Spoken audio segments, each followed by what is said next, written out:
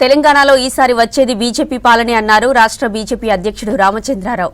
ఘట్కేసర్, ఔషాపూర్ పండిత్ దీన్ దయాళ్ మహాభియాన్ శిక్షణ శిబిరంలో పాల్గొన్నారు.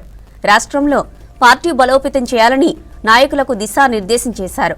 తెలంగాణలో ప్రజలు బీజేపీ పార్టీ వైపు ఉన్నారని అన్నారు.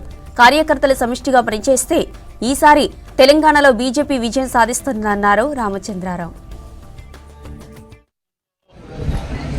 భారతీయ జనతా పార్టీ జిల్లా వారీగా శిక్షణా తరగతులను ఏర్పాటు చేస్తూ ఉన్నారు.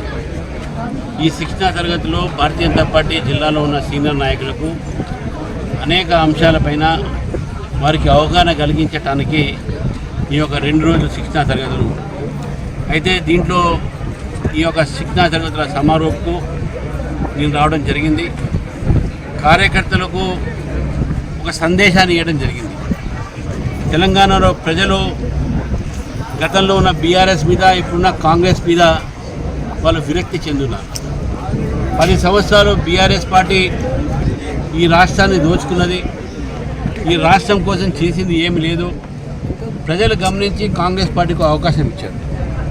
కానీ అదే దారిలో వారు చూపెట్టినటువంటి ఒక దోపిడీకి లోనై కాంగ్రెస్ పార్టీ కూడా ఈరోజు ప్రజా వ్యతిరేకమైన కార్యక్రమాలు చేస్తూ ఉంది. కాబట్టి రేపు రాబోయేటటువంటి ఒక జిహెచ్ఎంసీ ఎన్నికల్లో కూడా భారతీయ జనతా పార్టీ తయారై ఈ 3 కార్పొరేషన్లు కూడా భారతీయ జనతా పార్టీ గెలవాలి, గెలుస్తామని చెప్పేసి కూడా ఆ నమ్మకం ఉంది. ఆ దిశానిర్దేశము